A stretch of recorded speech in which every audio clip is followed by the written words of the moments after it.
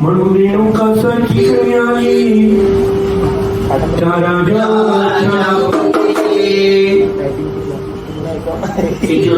आपल्या कन्यांना विचारतो, आपल्या मुलींना विचारतो, बाई सर्व परिवार गोळा केला घरात, बाहेरचा कोणी व्यक्ती नसताना आपल्या पुत्रींना विचारतो, बाई काय व्यक्ती टाकून मी श्रीमंताच्या पोरी आहे म्हणून मी तुम्हाला एक प्रश्न विचारतो बेटा, हे पोरी तुम्ही कोणाच्या नशिबाने खात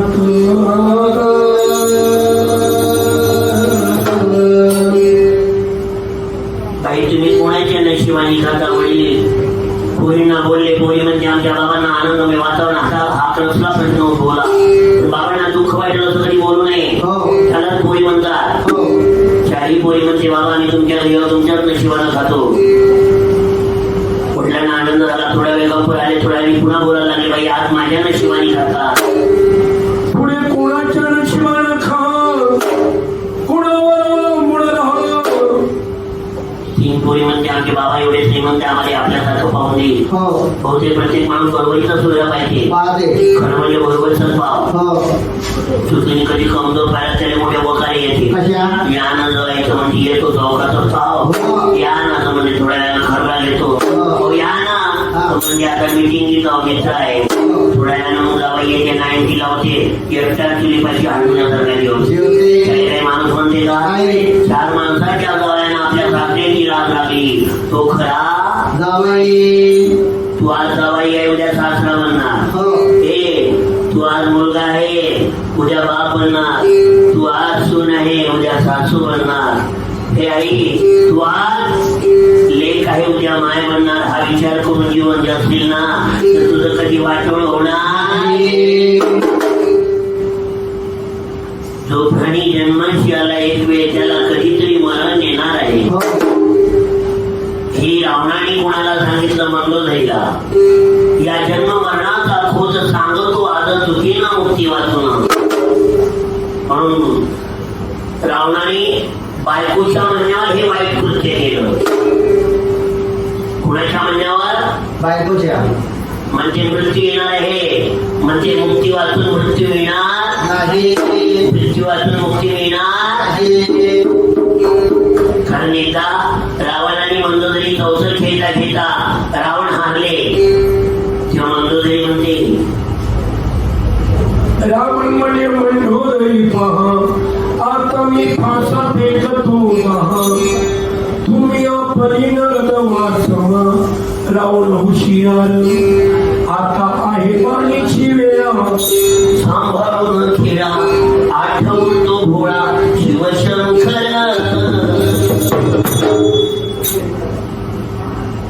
म्हणते मी स्वामी तुम्ही आपल्या भोळ्या शंकराला आठवून खेळा. कोण म्हणते मंडोधरी, तेव्हा रावण म्हणतो मंडोधरीला. रावण म्हणे मंडोधरी आणि पाय मोकळे करून वगैरे टाकत आहे. रावण म्हणे मंडोधरी आणि 10 पडले ग पडू दे आणि 10 पडले ग पडू दे आणि माझे 10 शिर, माझे 10 शिरा ज्याच्या करता आणली मी सीता माझी कुलदैवता, माझी मुक्तता करील रघुवीर.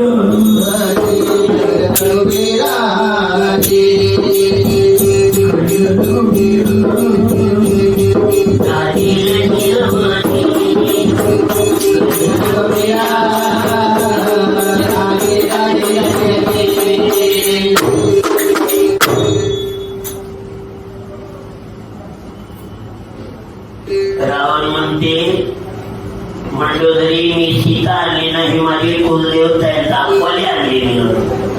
लोकांना दाखवलं, काय केलं होतं का रावणानं सीतेला? अशोकोना ठेवली, लोकांना दाखवासाठी सर्व 10 महिने ठेवली. त्याच्यासाठी सीतेला लोकांना कलंक लावला. का सीतेला शेवटी अग्नीच्या स्वाधीन श्रीरामाला करावं लागलं. खरंय का? एवढा मोठा वनवास भोगणी केले, अग्नी काष्ट घ्यायला लावलं, अग्नी पेटवली आणि मग पुन्हा प्रगट केली.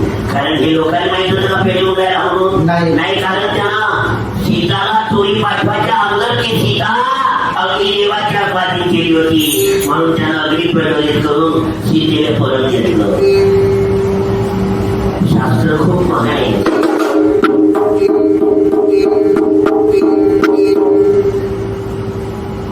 तीन पोरी म्हणते बाबा आम्ही तुमच्या नशिबाने खाऊ, पण रेणुका पोरगी गप्प राहिली.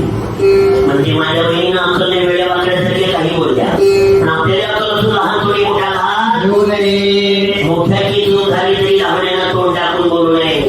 त्यालाच पोरं म्हणते, त्यालाच मुलं म्हणते. खरंय का? ही संपत्ती आहे बापाची, ही संपत्ती आहे बापाची.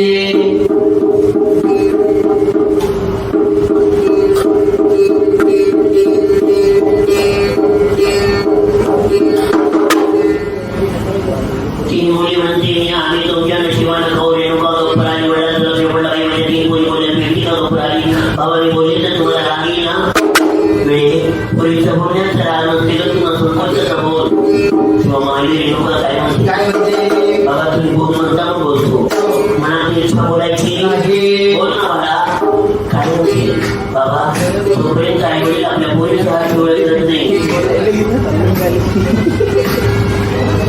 तोपर्यंत आई वडील आपल्या पोरीचा हात डोळे करत नाही, तोपर्यंत ते घर तिच्यासाठी तिचं असते ना.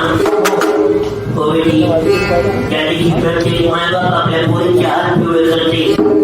4 लोकात आपल्या लाडीचा हात जावयांच्या हातावरती घेऊन आपल्या पोटच्या गोळ्याचं कन्यादान करते.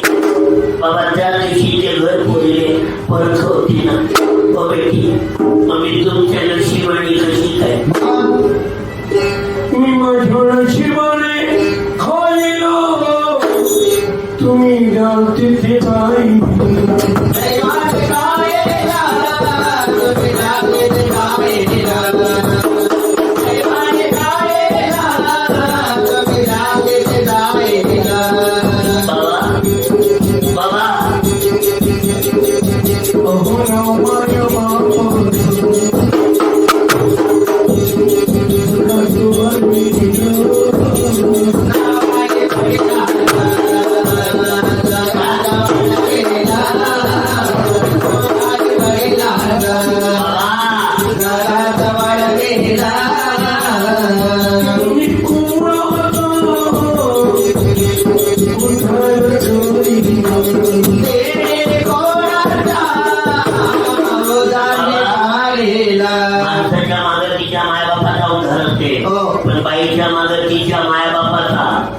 तिच्या सासू सासऱ्याचा एवढंच नाही, तिच्या मामाचा. वडील म्हणजे पोरीच्या गोष्टी खऱ्या आहेत. पण एकट्यात बोलली असती राग नसता आला. हो 3 महिने समोर तोंड टाकल्यासारखं बोलते. पण मी इथं वडील आहे, इथं भाग्य घडणं माझ्या हाती आहे. आणि आजच्यासारखा काळ नव्हता. कसा नाही बापा नाही म्हणलं तर पोटच्या पोट जाते. आई वडील पण अशी लागते काय चुकलाय ना. पूर्वीच्या काळात नव्हता, मुलांना माहित नव्हतं रात आमची पत्नी कशी आहे, हो आणि मुलींना माहित नव्हतं रात आमचे स्वामी कसे आहे. हो आई बाबा करते ती पूर्व दिशा. वडील म्हणते मी माझ्या 3 कन्या लग्नासाठी चांगलं स्थळ, चांगलं गाव, चांगलं मालक पाहिजे. पण एका पोरीची कसोटी पाहिजे. हो कोणता बाप असतो, कोणते वडील असेल ते, प्रत्येक वडील आपली कन्या सुखात पडली पाहिजे, गाडोगाड पाहिजे. किती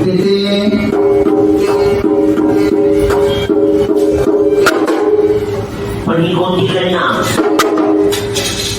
हे कोणते वडील. माय रडून मोकळी होऊन जाते, पण तो बाप पोरगी गेल्यावर कोपऱ्यात रडत राहते. एक 10 रुपयाचा पेन घेतला, 3ला आपण त्याला पेन मारतो. हो आणि हे 19 वर्ष 20 वर्ष हाताच्या खोडासारखी ज्या पोरीला वागवते, ते एका क्षणात दुसऱ्याच्या स्वाधीन तो बाप करते. त्याचं मन का म्हणतो त्या बापाने आपल्या पोरीचं लग्न, पोरीची कसोटी पाहायला, तिला जगाची रीत शिकवायला. लग्न जोडले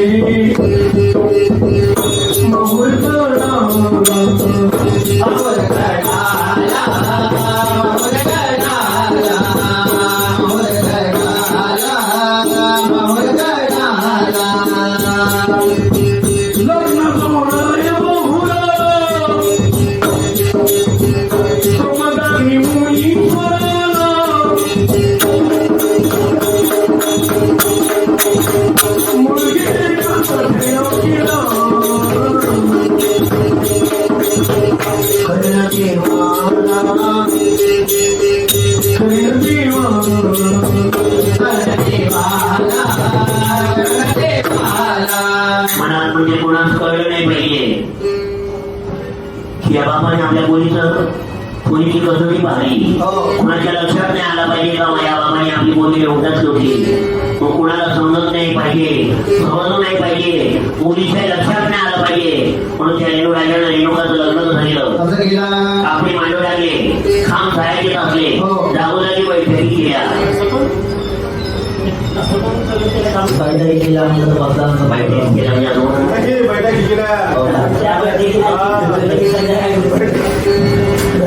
जागोजागी बैठकी गेल्या.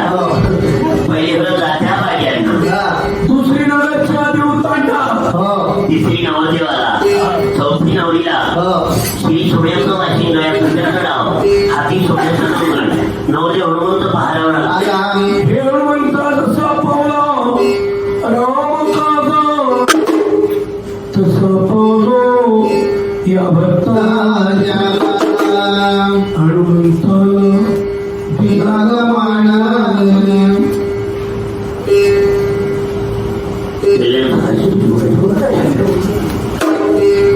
वस्त्र चढवले मुलीच्या बाबाला, घोडा हो मनुखा मिरवत उभ्या मिरवत स्वाई आली हो.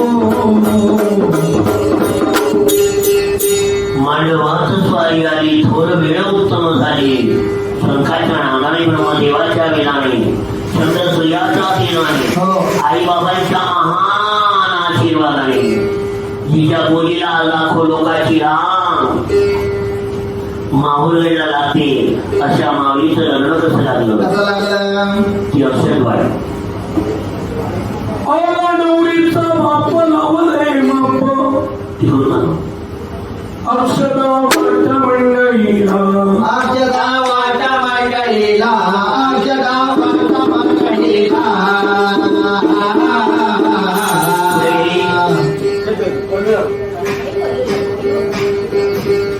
अक्षता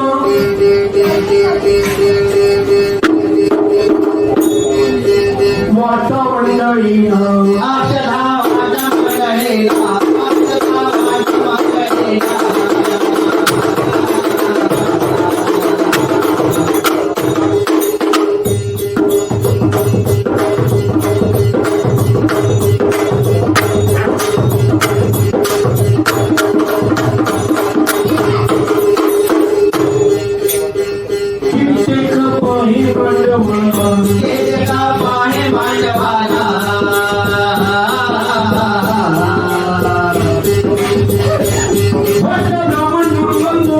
अक्षता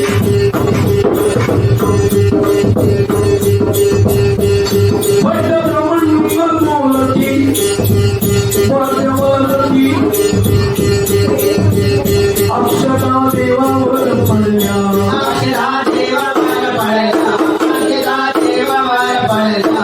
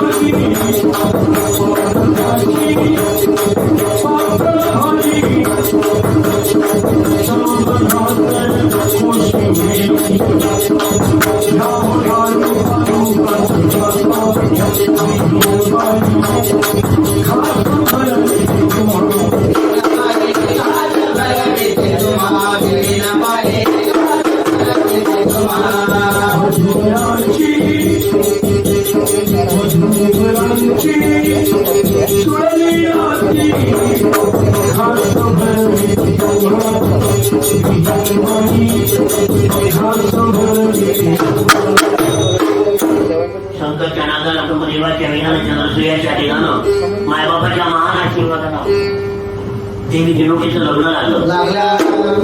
लग्नानंतर सुलग्न सुलग्नासाठी सर्वप्रथम मुलाच्या आई सुनबाई केले. मुलाच्या आईवडील आपल्या मुलाला सुनबाईला आशीर्वाद देतात. प्रत्येक सासरा सोनीला पहिलेच्या काळात दोन्ही हात जोडून अक्षरा टाकायचा. म्हणायचं सुनबाई माझ्या माझ्या सोन्याच्या पावलाने ये, माझ्या कुळाचं नाव सन्मान्य कर, माझ्या कुळाचा वेल मांडवाला दे ग, माझ्या घरची तू लक्ष्मी आहे.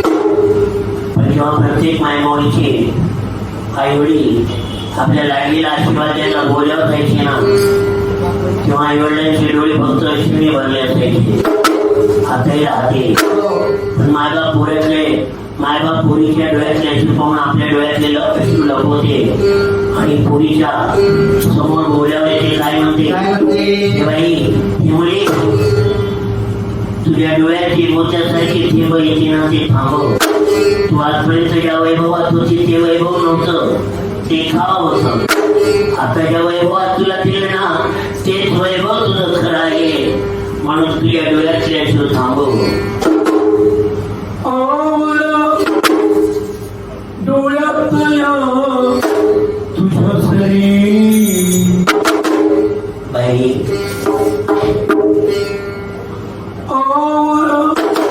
डोळ्यातल्या तुझ्या सरी अगं सावळी साग पुण्या घरी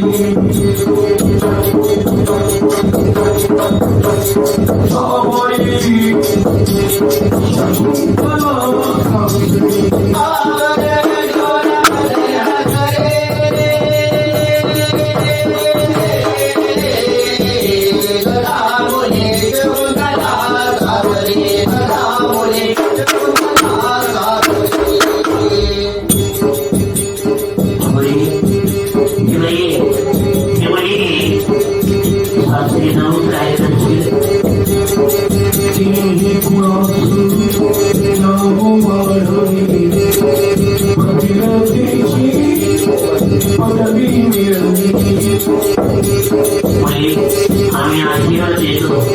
कोणता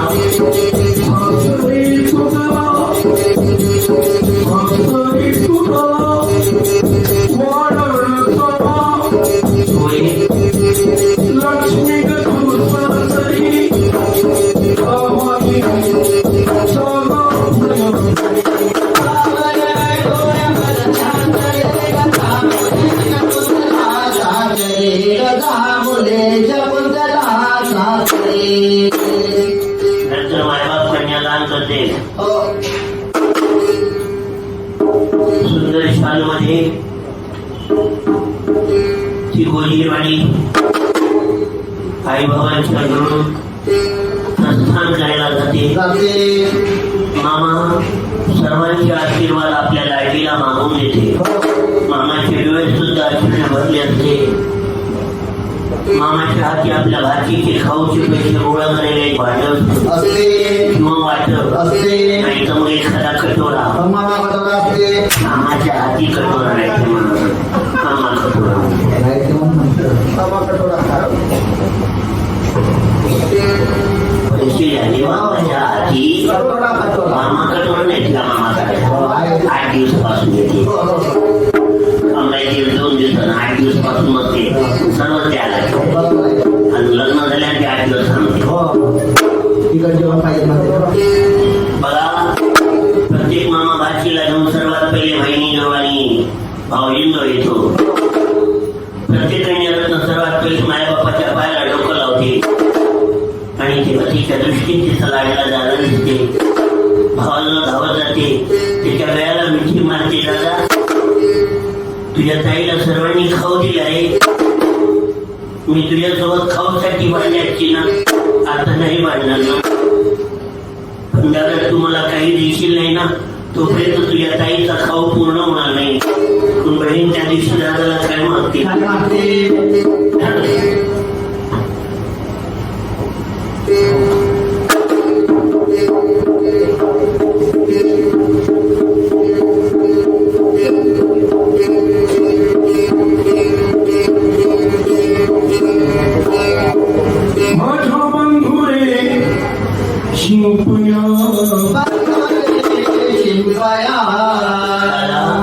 मला देतो काय रुपया. कशाला माझ्या दिवाळीच्या रंगाने चोळीच्या खेळाला दिवाळीच्या रंगाला रे गोडीचा खेळाला दिवाळीच्या रंगाला रे गोडीचा खेळाला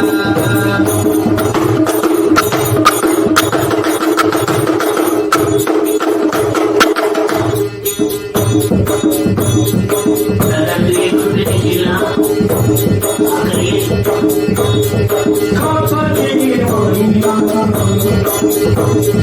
होते कमावणीला अडळाईचं देह आलं पाजारी रे गवारे आला बाला रे बघेना तुम्हाला पाहाजी दादा तुम्ही बहिणा आणि तुम्हाला लोकांना ते